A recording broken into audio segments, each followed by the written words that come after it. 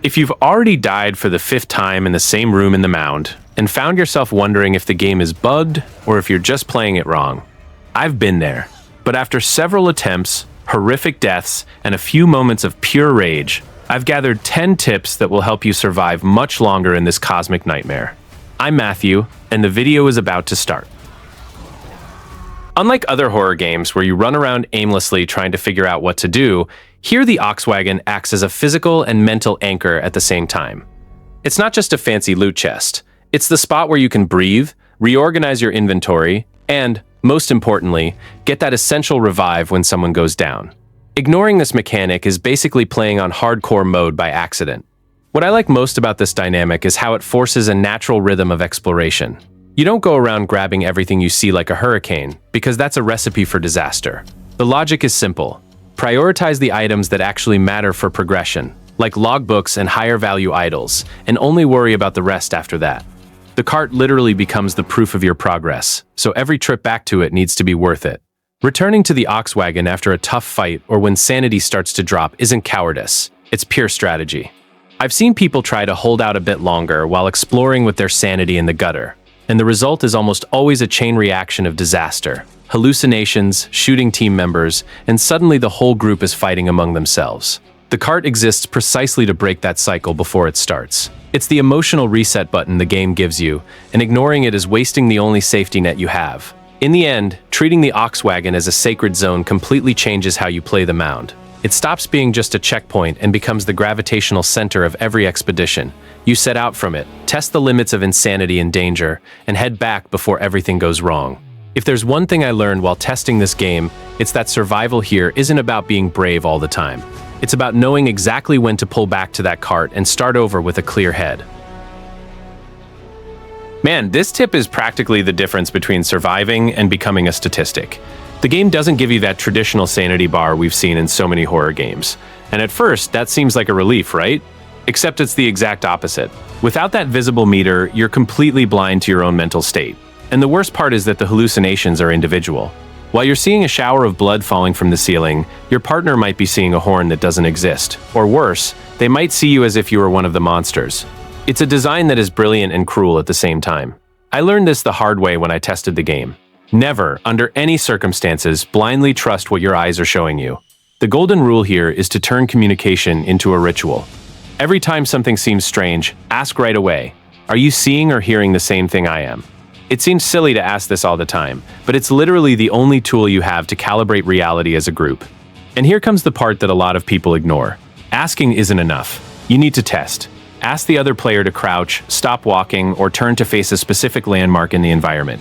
If the person on the other side of the screen reacts the way you expected, great, your reality is still synchronized. But if they freeze, hesitate, or do something different from what you asked, it's a red flag. Someone there might be hallucinating, and that someone could be you. In the end, the real monster of the Mound isn't just what's lurking in the dark, it's the mistrust that the game plants between the players. I've seen people shooting their teammates fully convinced they were a creature, and the result is always the same. Chaos and regret. So write this down. Constant communication isn't just a survival tip here, it's your collective sanity. Without it, you aren't playing against Cthulhu, you're playing against yourselves.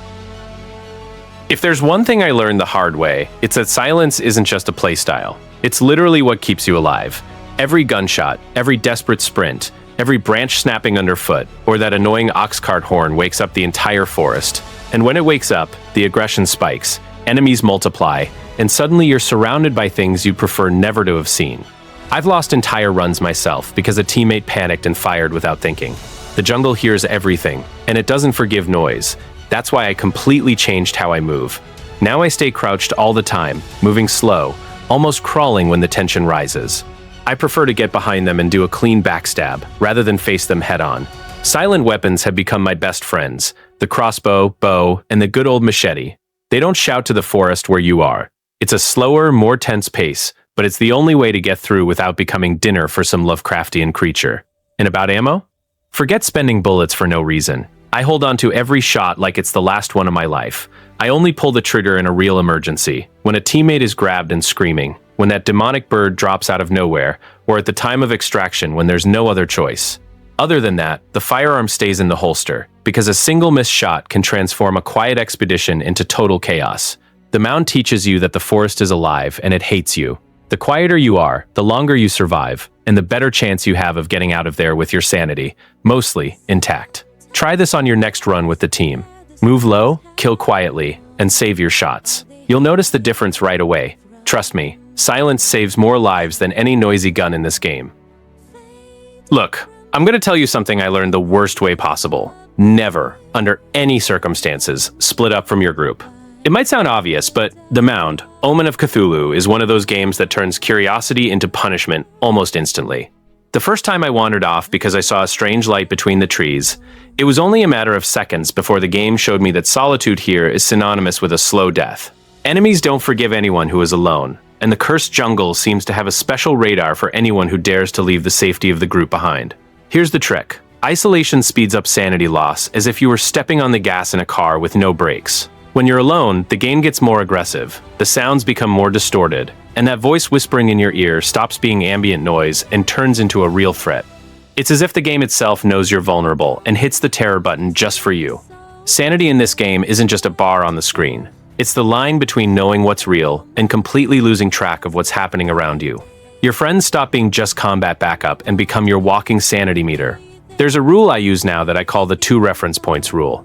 It works like this. If you need to name more than 2 landmarks to explain where you are, like I'm behind the big rock, past the swamp, near that twisted branch, you're already too far away.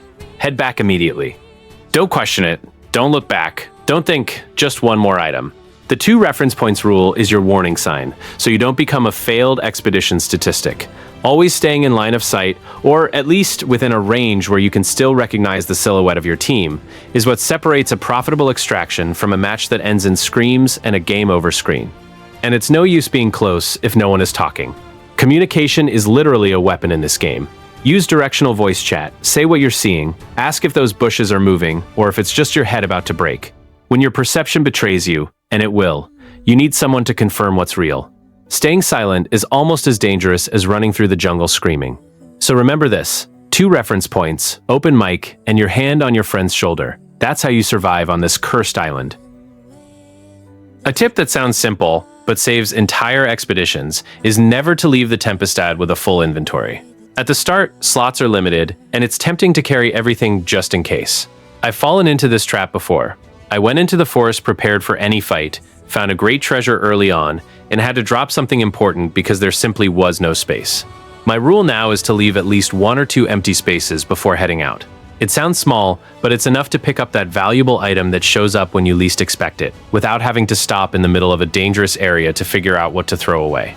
And honestly, organizing your inventory while the forest starts going crazy around you is one of the worst possible situations. It also doesn't make sense for 4 people to bring the exact same weapons. Ideally, the group should complement each other. Someone with a long-range weapon to handle distant threats, someone with a reliable melee option to save ammo and deal with close enemies. When every player tries to carry everything, the team becomes heavy, loses space for loot, and creates overlapping roles. So before stepping off the Tempestad, I always think, what am I actually going to use and what is just taking up space? Take what's necessary, coordinate roles with the team, and keep those slots free. In the Mound, surviving isn't just about making it back alive. It's about making it back alive with something that makes the dangerous trip worth it.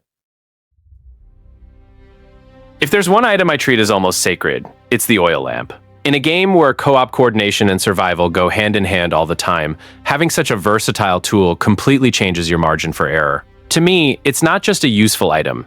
It's the kind of gear that lets you breathe a bit easier before entering any suspicious area.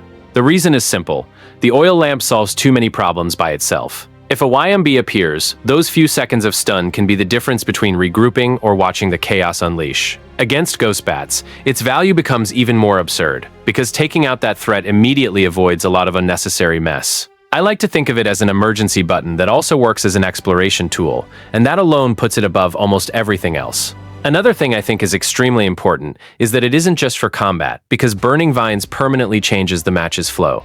It opens up paths, reduces the chance of someone getting lost, and avoids that awful feeling of being stuck in a spot where the map seems like it wants to swallow you whole. In a cooperative horror game, any item that simultaneously protects, clears a path, and helps the team keep moving forward deserves top priority in your inventory. Never leave without extra oil, especially if the expedition is heading into a cave or a dark zone.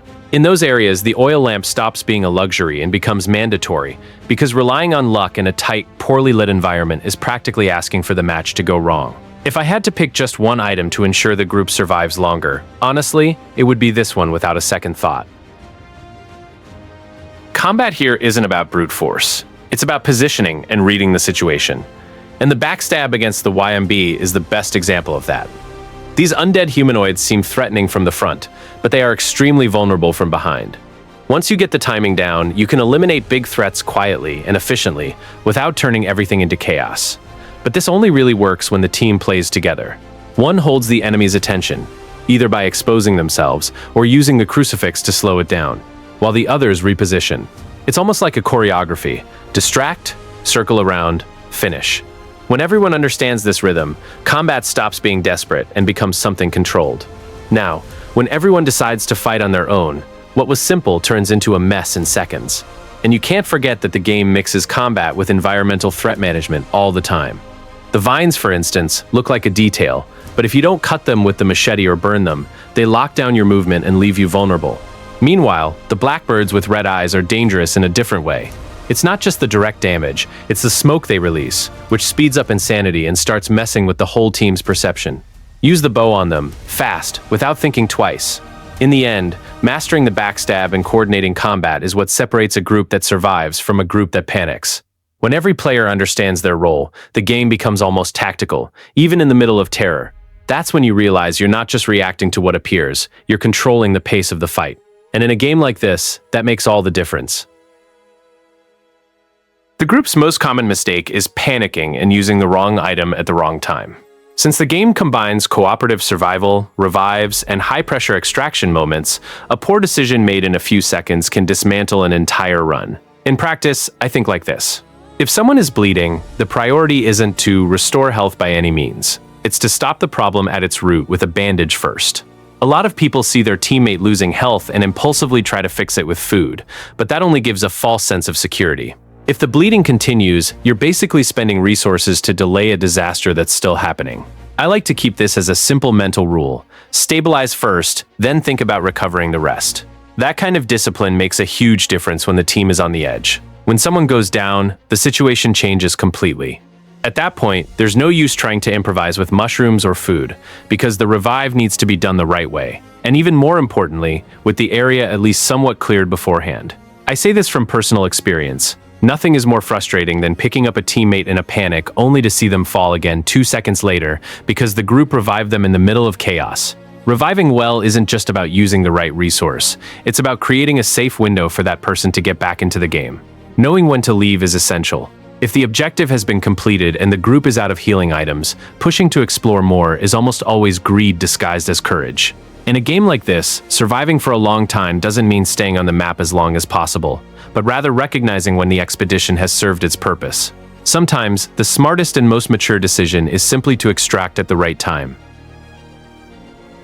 If there's one lesson the game hammers into your head until it hurts, it's this: know when to leave.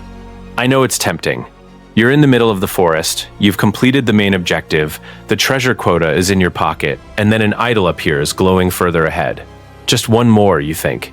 And that's exactly where the game gets you. The forest doesn't stand still waiting for you to finish farming. The longer you stay, the more hostile it becomes. Things start moving the wrong way, the sounds shift, and suddenly the path back isn't the same. I've lost count of how many good runs went down the drain because of greed. The whole team alive, decent loot, mission done, and someone decides we can hold out for 5 more minutes. 5 minutes later, someone is hallucinating, someone else is bleeding, and the whole group is surrounded by things that shouldn't exist. It's not bad luck. It's the game's design punishing you for staying longer than necessary. When the objective is secure and the quota is met, or when the team is already injured and seeing things that aren't there, there's only one right answer: head back. Greed is, no joke, the #1 cause of wipes in this game. It's not bad aim, it's not knowing the map, it's not a bad build. It's hunting for another idol when it was already time to extract. The Mound rewards discipline, not blind ambition. Every extra second you spend in the forest past the ideal exit point is a risk that multiplies. And co-op or not, when one falls out of stubbornness, they usually drag the rest down with them. So on your next run, when that voice in your head says, just a little bit more, remember this: The extra treasure isn't worth the wipe. The glowing idol isn't worth watching your whole team die because someone didn't know when to stop. Finished what you needed, team hurt or hallucinating? Extract. Simple as that. Surviving much longer in this game isn't about being the bravest. It's about being the smartest when it's time to leave. Before taking a single step into the forest, what you do on the ship defines practically the entire run. And this is something a lot of people underestimate. The Mound isn't the kind of game where you can improvise everything once you start. If the team leaves poorly prepared, the mistake is already planted from the beginning. Reading the contract carefully and understanding what the game is asking for completely changes your decision-making inside, especially regarding what's worth the risk and what isn't. Another thing that makes a huge difference is dividing roles. There's no point in everyone trying to do everything. Decide who carries the light, who stays alert for the birds, and who takes responsibility for managing the ox-wagon. When every player has a clear role, the group stops reacting in panic and starts acting with intent. This greatly reduces those silly mistakes that end up turning into a wipe. And then comes the real preparation: resources. Bringing food, bandages, ammonia salts, and oil isn't excessive. It's the baseline to survive consistently. I've seen many promising runs end simply because the team had no way to recover after a bad encounter. As for progression, hunting down the Huemel and rescuing survivors early on is one of the smartest decisions you can make. The permanent rewards make a massive difference in future expeditions, so it's much more worthwhile to focus on that early. In the end, playing the Mound well starts even before the terror appears. When the group enters aligned, with defined roles and the right resources, everything flows better. Even the most chaotic moments become manageable. By following this kind of preparation alongside the other tips, the difference is clear. You stop surviving purely by luck and start completing contracts consistently. Just don't forget one thing. Inside that forest, trusting your team is just as important as any item you bring along.